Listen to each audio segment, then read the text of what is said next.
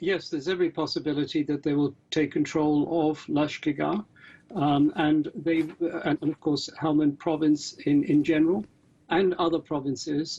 They already have control in many areas, and they are likely in the next few days and weeks to be able to influence events in Kabul.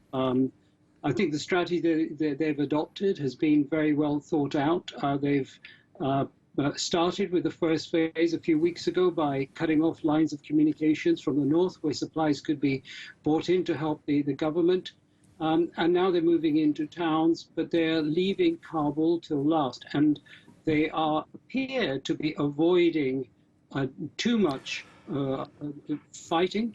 And they're relying on, as has happened already, the army dispersing. And I think they're hoping that if they keep the pressure up, some government members will also disperse from Kabul, which will allow them greater chances of controlling the bulk of the country.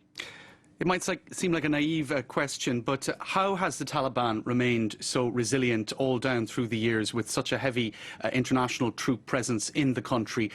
How, in those circumstances, were they not snuffed out with all of the resources at the disposal of the American army and the broader coalition? Give us a sense of why they remain so strong.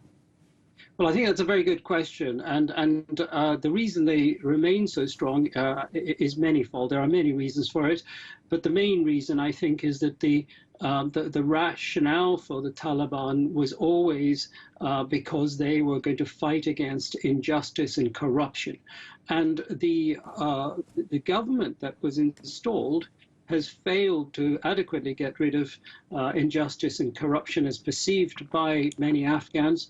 And what they have done in many instances is introduce corruption and inefficiency. And the wider coalition has, of course, spent a huge amount of money in training the army, the police, in putting in lots of billions of dollars worth of weapons.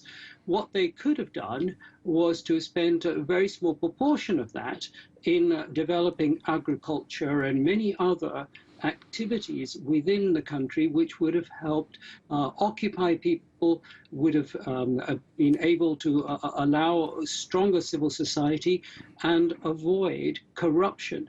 And those areas have not been addressed. And we see with even the investment in the military has so far proved to be a failure. It proved to be a failure in Iraq when the Iraqi military that was trained by the American coalition crumbled against ISIS in Mosul and many parts of Iraq. We see the same thing happening here so far.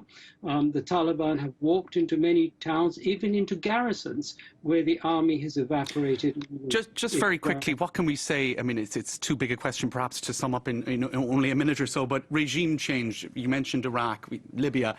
It seems to be another example, doesn't it, of a massive failure in Western interventionism in countries such as Afghanistan.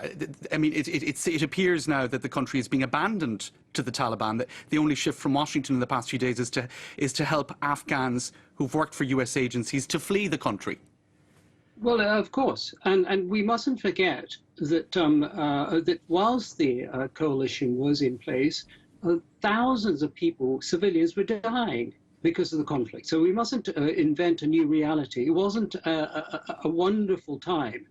Thousands of people, hundreds sometimes a week, were being killed whilst the coalition was in place. And so the only thing we can hope for is that once this conflict between the Taliban and the government settles itself, that we might get some form of peace, which hasn't really existed for the last 20 years.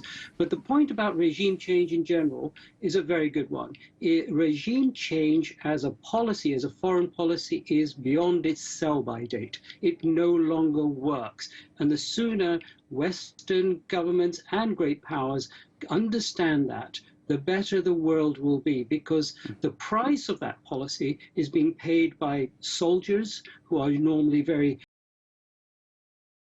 people in those countries, and it's being paid by civilians. So this idea of regime change has got to go, and we need a much more constructive approach to making countries and the world a better place, because what we've been trying for the last few years has consistently failed.